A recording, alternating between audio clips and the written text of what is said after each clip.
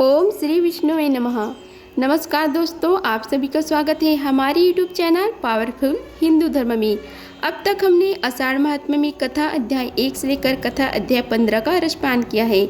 आज हम आप सभी को आषाढ़ महात्म्य में कथा अध्याय 16 का रसपान कराएंगे, जिसमें वर्णन है पुष्कर तीर्थ की महिमा तथा वहाँ वास करने वाले लोगों के लिए नियम तथा आश्रम धर्म का निरूपण। अगर आप सभी हमारी वीडियो को पहली बार देख रहे तो वीडियो को लाइक कीजिए, चैनल को सब्सक्राइब कीजिए, बेल आइकन को प्रेस कीजिए ताकि आने वाली वीडियो की नोटिफिकेशन आप सभी को मिलती रहे। आइए रसपान करते हैं कथा अध्याय 15 का। पुलस्त्य ऋषि जी कहते हैं कि राजन, मेरु गिरी की शिखर पर श्रीनिधि नामक एक नगर है, जो नाना प्रकार के रत्नों से सुशोभित, अनेक आश्रयों का घर तथा बहुतेरी वृक्षों से हरा भरा है। भांति भांति के अद्भुत धातुओं से उसकी बड़ी विचित्र शोभा होती है। वह स्वच्छ स्फटिक मणि के समान निर्मल दिखाई देते हैं। वह ब्रह्म जी के वैराज नामक भवन है, जहाँ देवताओं को सुख देने वाली कांतिमती नाम की सभा है। वह मुनि समुदाय से सेवित तथा ऋषि महर्षियों से भरी रहती है। एक दिन देवेश्वर ब्रह्म जी उसी सभा में बैठकर जगत का निर्माण करने वाले परमेश्वर का ध्यान कर रहे थे। ध्यान करते करते उनके मन में यह विचार उठा कि मैं किस प्रकार यज्ञ करूं, भूतल पर कहाँ और किस स्थान पर मुझे यज्ञ करना चाहिए। काशी, प्रयाग, तुंगभद्रा, नैमिषारण्य, पुष्कर, काची, भद्रा, देविका, कुरुक्षेत्र, सरस्वती और प्रभास आदि बहुत से तीर्थ हैं। भूमंडल में चारों ओर जितने पूर्ण तीर्थ और क्षेत्र हैं, उन सबको मेरी आज्ञा से रुद्र ने प्रकट किया, जिससे मेरी उत्पत्ति हुई है। भगवान श्री विष्णु की नाभि से प्रकट यह सोचकर वे अपनी उत्पत्ति की प्राचीन स्थान पर आए और वहाँ के उत्तम वन में प्रविष्ट हुए, जो नाना प्रकार के वृक्षों और लताओं से व्याप्त एवं भांति भांति के फूलों से सुशोभित था। वहाँ पहुंचकर उन्होंने क्षेत्र की स्थापना की, जिसका यथार्थ रूप से वर्णन करता हूँ। चंद्र नदी के उत्तर प्राची, सरस्वती तक और नंदन नामक स्थान से पूर्व क्रमय या कल्प नामक स्थान तक जितनी भूमि है, वह सब पुष्कर तीर्थ के नाम से प्रसिद्ध है। इसमें लोककर्ता ब्रह्म जी ने यज्ञ करने के निमित्त वेदी बनाई। ब्रह्म जी ने वहाँ 3 पुष्करों की कल्पना की। प्रथम ज्येष्ठ पुष्कर तीर्थ समझना चाहिए, जो तीनों लोगों को पवित्र करने वाला और विख्यात है। उसके देवता साक्षात ब्रह्म जी हैं। दूसरा मध्यम पुष्कर, जिसके देवता श्री हरि विष्णु हैं, तथा तीसरा कनिष्ठ पुष्कर है, जिसका देवता भगवान रुद्र हैं। यह पुष्कर नामक वन आदि प्रधान एवं गुह क्षेत्र है। वेद में भी इसका वर्णन आता है। इस तीर्थों में भगवान ब्रह्म सदा निवास करते हैं। उन्होंने भूमंडल के इस भाग पर बड़ा अनुग्रह किया। पृथ्वी पर विचार करने वाले संपूर्ण जीवों पर कृपा करने के लिए ही ब्रह्म जी ने इस तीर्थ को प्रकट किया है। यहाँ की यज्ञ वेदी को उन्होंने सुवर्ण और हीरे से मढ़ा दिया तथा नाना प्रकार से रत्नों से सुसज्जित करके उसके फर्श को सब प्रकार से सुशोभित एवं विचित्र बना दिया। ब्रह्म भक्त माने गए हैं, यह मुझसे बताइए। पुलस्त्य ऋषि बोले, हे राजन, भक्ति 3 प्रकार की कही गई है, मानस, वाचिक और कायिक। इसके सिवा भक्ति की 3 भेद और हैं, लौकिक, वैदिक तथा आध्यात्मिक। ध्यान धारण पूर्वक बुद्धि के द्वारा वेदार्थ का जो विचार किया जाता है, उसे मानस भक्ति कहते हैं। यह ब्रह्म जी का प्रसन्नता बढ़ाने वाली है। मंत्र जाप, वेद पाठ तथा आरण्यों के जप से होने वाली भक्ति वाचिक कहलाती है। मन और इंद्रियों को रोकने वाले व्रत, उपवास, नियम, तीक्षा, संतापन तथा चंद्रायणन आदि भिन्न भिन्न व्रतों से, ब्रह्मकुच नामक उपवास से एवं अन्य शुभ नियमों के अनुष्ठान से जो भगवान की आराधना की जाती है उसको कायिक भक्ति कहते हैं। यह द्विज जातियों की त्रिविध भक्ति बताई गई है। गाय के घी, दूध और दही, रत्न, दीप, कुश, जल, चंदन, माला, विविध धातुओं तथा पदार्थ, काले आगर की सुगंध से युक्त एवं घी और गुगल बने हुए धूप, आभूषण, सुवर्ण और रत्न आदि से निर्मित विचित्र विचित्र हार, नृत्य, वाद्य, संगीत, सब प्रकार के जंगली फल, मूलों के उपहार तथा भक्ष्य भोज्य आदि नैवेद्य अर्पण करके मनुष्य ब्रह्म जी के उद्देश्य से जो पूजा करते हैं वह लौकिक भक्ति मानी गई है। ऋग्वेद, यजुर्वेद तथा सामवेद के मंत्रों का जप और साहित्यों का अध्यापन आदि कर्म आदि ब्रह्म जी के उद्देश्य से किए जाते हैं तो वह वैदिक भक्ति कहलाती है। वेद मंत्रों के उच्चारण पूर्वक हवस्य की आहुति देकर जो क्रिया संपन्न की जाती है वह भी वैदिक भक्ति मानी गई है। अमावस्या अथवा पूर्णिमा को जो अग्निहोत्र किया जाता है, यज्ञों में जो उत्तम दक्षिणा दी जाती है, सब देवताओं को जो पुरुषास और चारु अर्पण किए जाते हैं, वे सब वैदिक भक्ति के अंतर्गत हैं। इष्टि, धृति, यज्ञ संबंधी सोमपान तथा अग्नि, पृथ्वी, वायु, आकाश, चंद्रमा, मेघ और सूर्य के उद्देश्य से किए हुए जितने कर्म हैं उन सब के देवता ब्रह्म जी ही है। हे राजन, ब्रह्म जी की आध्यात्मिक भक्ति दो प्रकार की मानी गई है, एक सांख्यज और दूसरी है योगज। इन दोनों का भेद सुनो। प्रधान मूल प्रकृति, आदि प्रकृति तथा संख्यों में 24 है। वे सब के सब जड़ एवं भोग्य हैं। उनका भोक्ता पुरुष 25वां तत्व है, वह चेतन है। इस प्रकार संख्या पूर्वक प्रकृति और पुरुष के तत्वों को ठीक ठीक जानना संख्यज भक्ति है। इससे सत पुरुषों से संख्यक शास्त्रों के अनुसार आध्यात्मिक भक्ति माना है। अब ब्रह्म जी के योगज भक्ति को वर्णन सुनो।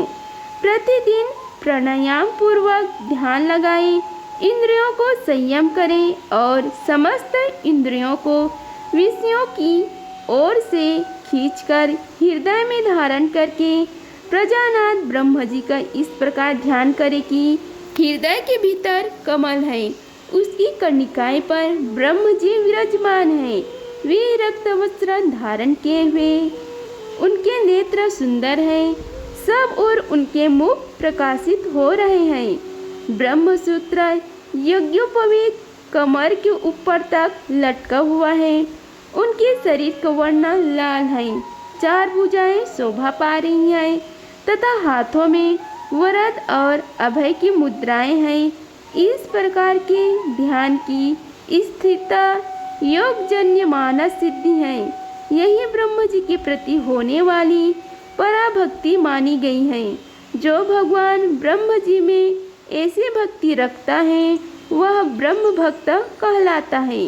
हे राजन, अब पुष्कर क्षेत्र में निवास करने वाले पुरुषों के पालन करने योग्य आचार का वर्णन सुनो। पूर्व काल में जब विष्णु आदि देवताओं का वहाँ संगम हुआ था, उस समय सबकी उपस्थितियों में ब्रह्म जी ने स्वयं ही क्षेत्र निवासियों के कर्तव्यों को विस्तार के साथ बतलाया था।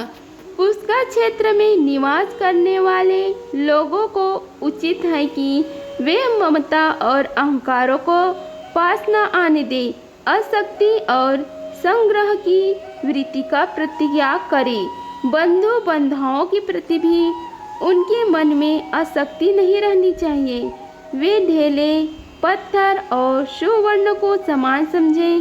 प्रतिदिन नाना प्रकार के शुभ कर्म करते हुए संपूर्ण प्राणियों को अभय दान दें। नित्य प्राणायाम और परमेश्वर का ध्यान करें। जय के द्वारा अपने अनंत कारणों को शुद्ध बनाएं। यति धर्म के कर्तव्यों का पालन करें। संख्या योग की विधि को जानें तथा संपूर्ण संशयों का उच्छेद करके ब्रह्म का बोध प्राप्त करें। क्षेत्र निवासी ब्राह्मण इसी नियम से रहकर वहाँ यज्ञ करते हैं। अब पुष्कर वन में मृत्यु को प्राप्त होने वाले लोगों को जो फल मिलता है उसे सुनो। वे लोग अक्षय ब्रह्म समयुज्जय को प्राप्त होते हैं जो दूसरे के लिए सर्वथा दुर्लभ है। उन्हें उस पद की प्राप्ति होती है जहाँ जाने पर पुनः मृत्यु प्रदान करने वाला जन्म नहीं ग्रहण कर पाता। वे पुनर्वृत्ति के पद का परित्याग करके ब्रह्म संबंधिनी परा विद्या में स्थित हो जाते हैं। भीष्म जी ने कहा, हे ब्राह्मण, पुष्कर तीर्थ में निवास करने वाली स्त्रियां, मलेच्छ, शूद्र, पशु पक्षी, मृग, गूंगे, जड़, अंधे तथा बहरे प्राणी जो तपस्या और नियमों से दूर है किस गति को प्राप्त होते हैं यह बताने की कृपा करें। पुलस्त्य बोले, हे भीष्मा, पुष्कर क्षेत्र में मरने वाले मलेच्छ, शूद्र, स्त्री, पशु पक्षी और मृग आदि सभी प्राणी ब्रह्मलोक को प्राप्त होते हैं। वे दिव्य शरीर धारण करके सूर्य के समान तेजस्वी विमान पर बैठकर ब्रह्मलोक की यात्रा करते हैं।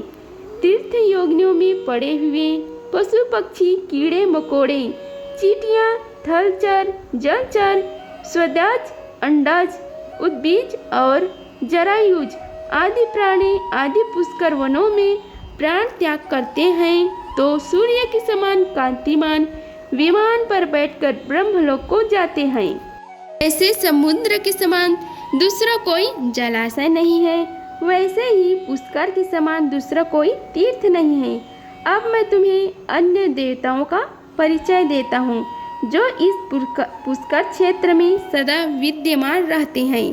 भगवान श्री विष्णु के साथ इंद्रादि संपूर्ण देवता, गणेश, कार्तिकेय, चंद्रमा, सूर्य और देवी, ये सब संपूर्ण जगत का हित करने के लिए ब्रह्म जी के निवास स्थान पुष्कर क्षेत्र में सदा विद्यमान रहते हैं।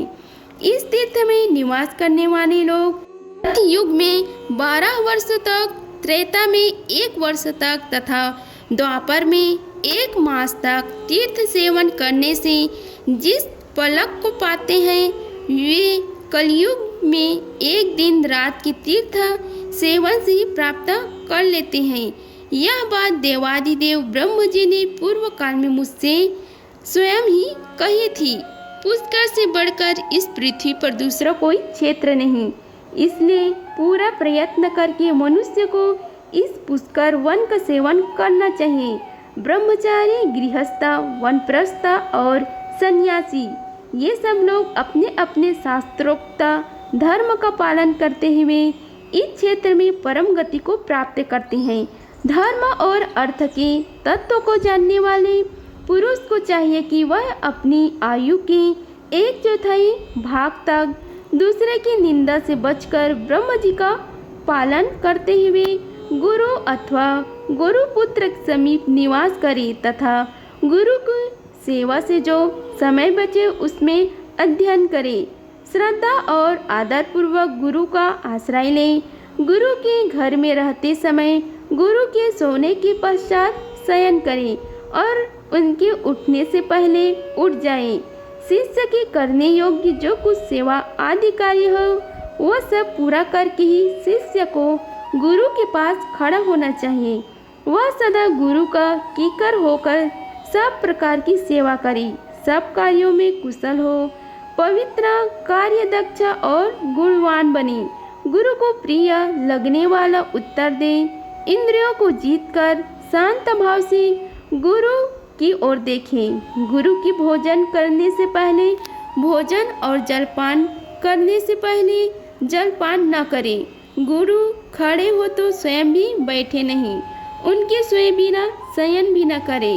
उतान हाथों के द्वारा गुरु के चरणों को स्पर्श करें। गुरु के दाहिने पैरों को अपने दाहिने हाथ से और बाएं पैर को बाएं हाथ से धीरे धीरे दबाएं और इस प्रकार प्रणाम करके गुरु से हे भगवान मुझे पढ़ाइए। हे प्रभु, यह कार्य मैंने पूरा कर लिया है और इस कार्य को मैं अभी करूँगा। इस प्रकार पहले कार्य करें और फिर किया हुआ सारा काम गुरु को बता दें। मैंने ब्रह्मचार्य के नियमों का यहाँ विस्तार के साथ वर्णन किया है। गुरु भक्त शिष्य को इन सभी नियमों का पालन करना चाहिए। इस प्रकार अपनी शक्ति के अनुसार गुरु की प्रसन्नता का संपादन करते हुए शिष्य को कर्तव्य कर्म में लगे रहना उचित है। वह 1, 2, 3 या चारों वेदों को अर्थ सहित गुरु मुख से अध्ययन करें, भिक्षा की अन्न से जीविका चलाए और धरती पर शयन करे। वेदोक्त व्रतों का पालन करता रहे और गुरु दक्षिणा देकर विधि पूर्वक अपना समवर्तन संस्कार करे। फिर धर्म पूर्वक प्राप्त हुई स्त्री के साथ अपत्य आदि अग्नियों की स्थापना करके प्रतिदिन हवन आदि के द्वारा उनका यज्ञ कराना, वेद पढ़ना, वेद पढ़ाना तथा दान देना और दान लेना, इन 6 कर्मों का अनुष्ठान करें। उससे भिन्न वनस्पति विप्र केवल यजन, अध्ययन और दान, इन 3 कर्मों का ही अनुष्ठान करें तथा चतुर्थ आश्रम में रहने वाले ब्रह्मनिष्ठ सन्यासी जप, यज्ञ और अध्ययन, इन दोनों ही कर्मों से संबंध रखें। गृहस्थ के व्रत से बढ़कर दूसरा कोई महान तीर्थ नहीं बताया गया। गृहस्थ पुरुष कभी केवल अपने खाने के लिए भोजन न बनाए, देवता और अतिथियों के उद्देश्य से ही रसोई करें। पशुओं की हिंसा न करें, दिन में कभी नींद न लें, रात के पहले और पिछले भाग में भी न सोए। दिन और रात्रि की संधि में सूर्य उदय एवं सूर्य अस्त के समय भोजन न करें। झूठ न बोले।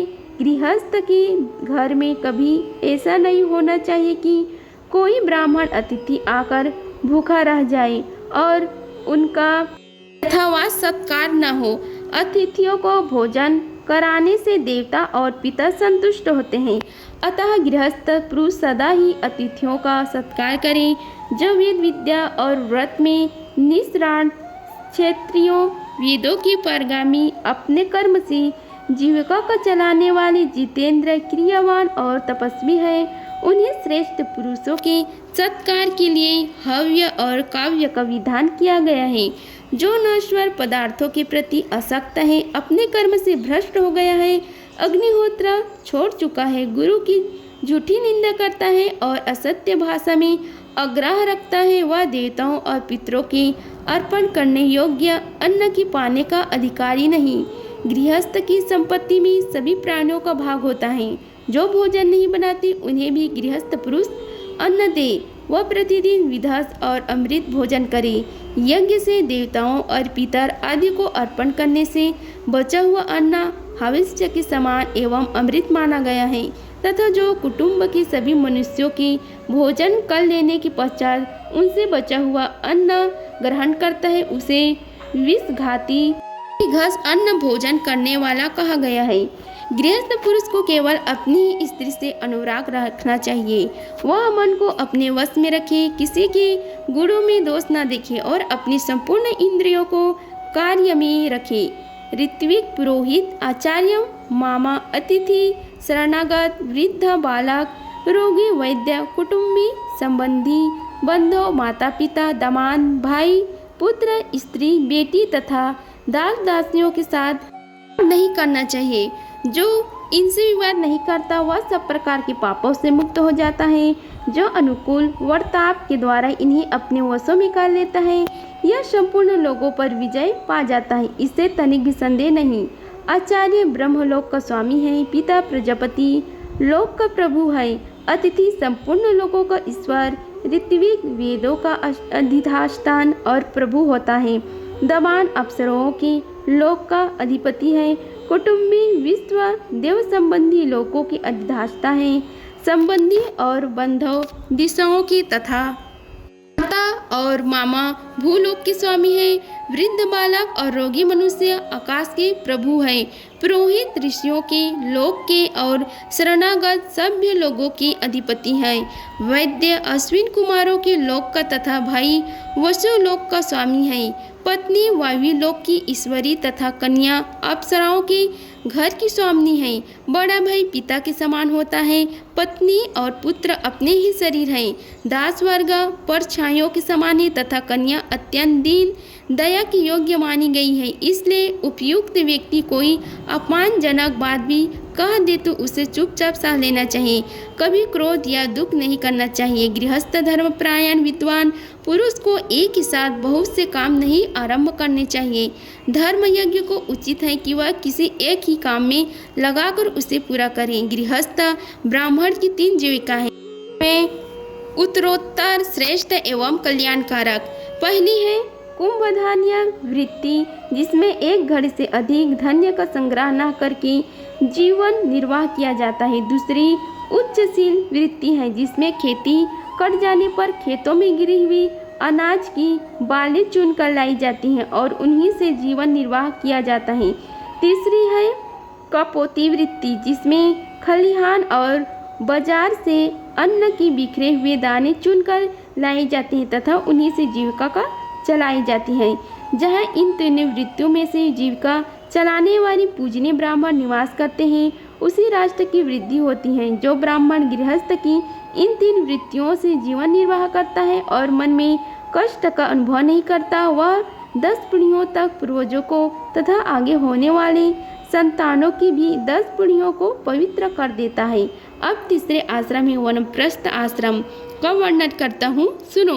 गृहस्थ पुरुष जब यह देख ले कि मेरे शरीर में झुर्रियाँ पड़ गई हैं, जिसके बाल सफ़ेद हो गए हैं और पुत्र के भी पुत्र हो गए, तब वह वन में चले जाए, जिन्हें गृहस्थ आश्रम के नियमों से निवेद हो गया है। अतएव वानप्रस्थ की दीक्षा लेकर गृहस्थ आश्रम का त्याग कर चुकते हैं, पवित्र स्थान में निवास करते हैं, जो बुद्धि बल से संपन्न तथा सत्य सोच और क्षमा आदि सद्गुणों से युक्त हैं। उन पुरुषों के कल्याणमय नियमों का वर्णन सुनो। प्रत्येक द्विज को अपनी आयु का 3रा भाग वानप्रस्थ आश्रम में रहकर व्यतीत करना चाहिए।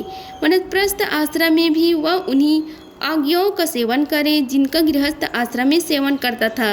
देवताओं का पूजन करे, नियम पूर्वक रहे, नियमित भोजन करे, भगवान श्री विष्णु का भक्ति रखे तथा यज्ञ के संपूर्ण अंगों का पालन करते हुए प्रतिदिन अग्निहोत्र का अनुष्ठान करें। धन और जौ वही ग्रहण करें जो बिना जोती हुई जमीन में अपने आप पैदा हुआ हो। इसके सिवा निवार 3 और विविधस अन्न को भी वहाँ पा सकता है। उसे अग्नि में देवताओं के निमित्त अवश्य भी अर्पण करना चाहिए। वानप्रस्थी लोग वर्षों के समय खुले मैदानों में आकाश के नीचे बैठते हैं।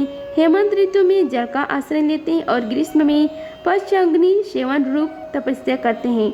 उनमें से कोई तो धरती पर लौटते हैं, कोई पंजों के बल खड़े रहते हैं और कोई एक स्थान पर आसन से बैठे रह जाते हैं। कोई दांतों से ही उखला का काम लेते हैं, दूसरे किसी साधन द्वारा फोड़ी हुई वस्तु नहीं ग्रहण करते, कोई पत्थर से कूटकर खाते हैं, कोई जौ के आटे के पानी में उबालकर उसी को शुक्र पक्ष या कृष्ण पक्ष में एक बार ही पी लेते हैं। कुछ लोग ऐसे होते हैं जो समय पर अपने आप प्राप्त हुई वस्तुओं को ही भक्षण करते हैं। कोई मूल, कोई फल खाकर ही नियमित जीवन व्यतीत करते हैं। इस प्रकार वे न्यायपूर्वक वैकनासो वानप्रस्थ के नियमों का दृढ़तापूर्वक पालन करते हैं। वे मिनीसी पुरुष आकर बताए हुए तथा नाना प्रकार के नियमों का दीक्षा लेते हैं। चौथा आश्रम है संन्यास। यह उपनिवेश द्वारा प्रतिदिन धर्म है। गृहस्थ और वानप्रस्थ आश्रम प्रायः साधारण मिलते जुलते माने गए हैं, किंतु संन्यास इनमें भिन्न विलक्षण होता है तथा प्राचीन युग में सर्वथादर्शी ब्राह्मणों ने संन्यास धर्म का आश्रय लिया था। अगस्त्य सप्तर्षि मक्षुद्र गवेषण संस्कृति सदीव, भंडी, यवप्रोत, कृतश्रम, अहोवीर्य, काम्य, स्थाणु, मेधाती, बुद्ध, मनोजवाक, सिनीवाग, शून्यपाल और अकृत श्रम ये धर्म तत्व के यथार्थ ज्ञाता है। इन्हें धर्म के स्वरूप का साक्षात्कार हो गया था। इनके सिवा धर्म की निर्पूर्णता का ज्ञान करने रहने वाले उग्र तपस्वी ऋषियों की जो ययवान नाम से प्रसिद्ध है, वे सभी विषयों से उपरत हो मायके के बंधनों को तोड़कर वन में चले गए थे। मुमुक्षु को उचित है कि वह सर्वस्व दक्षिणा देकर सबका त्याग करके संज्ञकारी तत्काल आत्मकल्याण करने वाला बने, आत्मा का ही यजन करे, विषयों से उपरत हो आत्माओं में ही रमण करे तथा आत्मा पर ही निर्भर करे, सब प्रकार के संग्रह का परित्याग करके भगवान के द्वारा गणपत्यादि अग्नियों की आत्मा में स्थापना करे और उसमें से तदनुरूप यज्ञों का सर्वदा अनुष्ठान करता रहे। चतुर्थ आश्रम सबसे श्रेष्ठ बताया गया है, वह तीनों आश्रमों के ऊपर है। उसमें अनेक प्रकार के उत्तम गणों का निवास है, वही सबकी चरम सीमा परम आधार है। ब्रह्मचार्य आदि 3 आश्रमों में क्रमशः रहने के पश्चात काषाय वस्त्र धारण करके संन्यास ले ले। सर्वस्व त्याग पूर्व संन्यास सबसे उत्तम आश्रम है। संन्यासों को चाहिए कि वह मोक्ष की सिद्धि के लिए अकेले ही धर्म का अनुष्ठान करे, किसी को साथ न रखे। जो ज्ञानवान पुरुष अकेला विचरता है वह सबका त्याग कर देता है, उसे स्वयं कोई हानि नहीं उठानी पड़ती। संन्यास अग्निहोत्र के लिए अग्नि का चयन न करे, अपने रहने के लिए कोई घर न बनाए, केवल भिक्षा लेने के लिए ही गांव में प्रवेश करे, कल के लिए किसी वस्तु का संग्रह न करे, मौन होकर शुद्ध भाव से रहे तथा थोड़ा और नियमित भोजन करे। प्रतिदिन एक ही बार भोजन करे। भोजन करने और पीने पानी के लिए कपाल, कांड या नारियल आदि का पात्र विषय रखना चाहिए। वृक्ष की जड़ के निवास करना चाहिए। मलिन वस्त्र धारण करना, अकेले रहना तथा सब प्राणियों की ओर से उदासीनता रखना, यह भिक्षु संन्यास के लक्षण है। जिस पुष्कर के तीर्थ में सबकी बातें समा जाती हैं, जो सबका सह लेता है तथा जिसके पास कोई बात लौटकर पुनः वक्ता के पास नहीं जाता, जो कटु वचन कहने वाले भी कटु उत्तर नहीं देता, वही संन्यास आश्रम में रहने का अधिकारी है।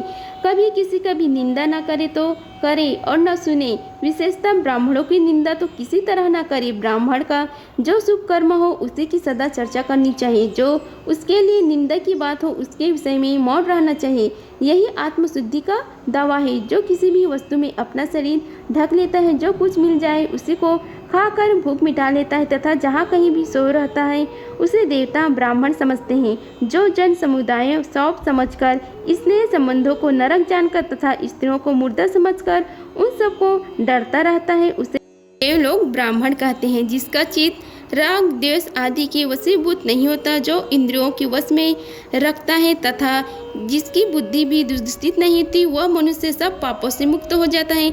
जो संपूर्ण प्राणियों में निर्दय तथा समस्त प्राणी जिससे भय नहीं मानते, उस देहाती मन से मुक्त पुरुष को कहीं भी भय नहीं होता। जैसे हाथी के पद चिन्ह में अन्य समस्त पदचारी जीवों को पद चिन्ह समा जाते हैं तथा जिस प्रकार संपूर्ण ज्ञान चित्त में लीन हो जाते हैं, उसी प्रकार सारे धर्म अर्थ हिंसा में लीन रहते हैं। हे राजन, जो हिंसा का आश्रय लेते हैं वह सदा ही मृत के समान है।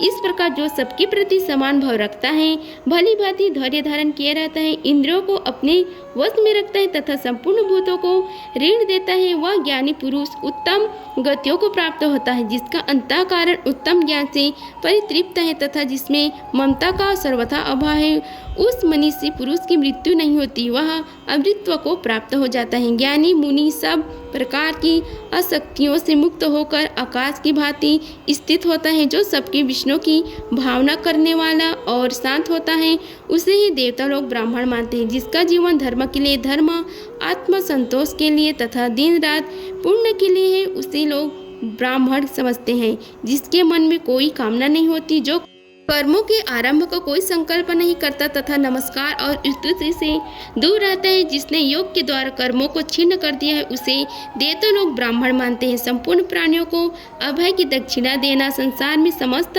दानों से बढ़कर है। जो किसी का निंदा का पात्र नहीं तथा जो स्वयं भी दूसरों की निंदा नहीं करता, वही ब्राह्मण परमात्मा का साक्षात्कार कर पाता है। जिसके समस्त पाप नष्ट हो गए हैं, जो इहलोक और परलोक में भी किसी वस्तु को पाने की इच्छा नहीं करता, जिसका मोह दूर हो गया है, जो मिट्टी के ढेले और सुवर्णों को समान दृष्टि से देखता है, जिसने रोष को त्याग दिया है, जो निंदा, स्तुति और प्रिय अप्रिय से रहित होकर सदा उदासीन की भांति विचरता रहता है, वही वास्तव में सन्यासी है।